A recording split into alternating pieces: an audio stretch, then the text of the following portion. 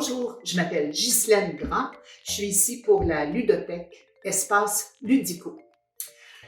Dans une capsule précédente, on a vu que la pâte à modeler, ça permet à l'enfant de développer le contrôle de ses mouvements, la coordination œil-main, la force de ses mouvements.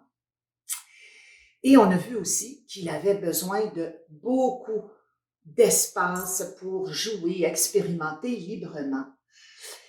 Et on va voir aujourd'hui toutes sortes d'objets, de jeux qu'on peut lui offrir pour expérimenter des mouvements différents. Par exemple, si on prend un marteau et des clous comme ça en plastique, ça demande de la coordination et de la force. En plus, les clous, ils tiennent dans la pâte à modeler, puis c'est le fun. On peut laisser des traces avec des autos, des camions qui se promènent dans la pâte à modeler. On peut dire que c'est de la boue, puis il faut s'en sortir. Puis après, on va regarder qui est passé par là. Est-ce que c'est une auto, un camion? On va chercher qui a laissé des traces. On peut aussi laisser des traces avec des objets qu'on a même dans la cuisine. Le pilon à patates. Ça, là, quand on le rentre dedans, là, je sens là, toute la force que ça demande dans mon bras puis dans ma main. Et ça fait des effets rigolos dans la pâte à modeler. Puis après, on peut prendre ces petits trucs-là ici pour jouer ce que ça produit dans la pâte à modeler. Vous connaissez ces colliers-là qu'on a à Noël? Regardez ce qui arrive quand je pousse le collier. Je le cache dans la pâte à modeler. J'essaie de le cacher parce qu'il n'est pas complètement caché. Mais je pousse avec mes doigts. Avez-vous vu le travail que ça demande pour un petit? Puis après, ce qui est le fun, c'est de tirer dessus. Ouh!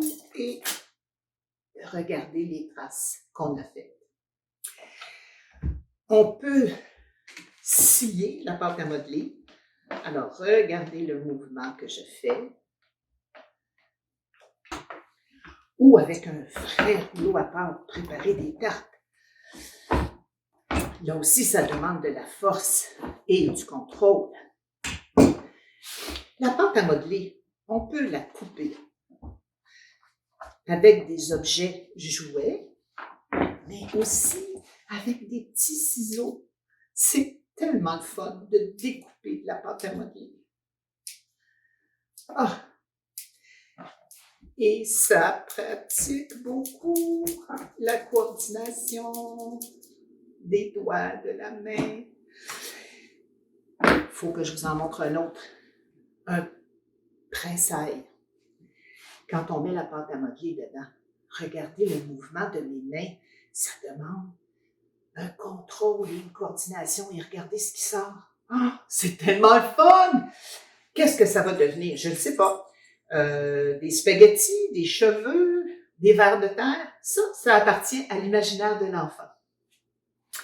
Dans la pâte à modeler, on peut prendre toutes sortes d'objets pour faire ressortir des textures. Peigner la pâte à modeler pour laisser des lignes. Prendre toutes sortes d'éponges. Encore une fois, regardez ce que ça fait.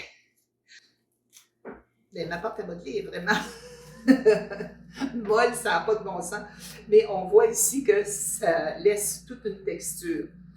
Donc, il y a plein de petits objets comme ça qu'on peut prendre pour jouer, laisser des traces. On peut aussi cacher dedans des choses. Et là, l'enfant, il faut qu'il enlève la pâte à modeler pour aller voir qui s'est caché dedans. Où il est, le ver de terre. Oh, je l'ai trouvé. Et bien sûr,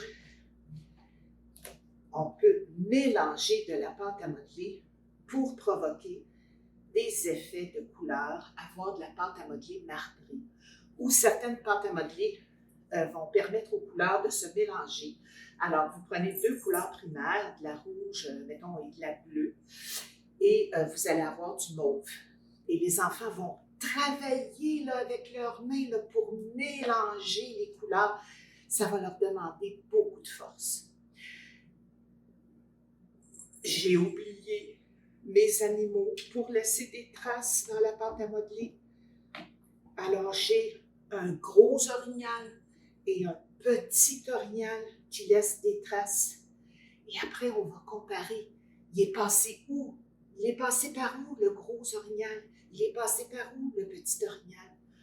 Il y a tellement de possibilités, mais vous voyez, à chaque fois, on a des gestes différents et on développe les mouvements dont on a besoin.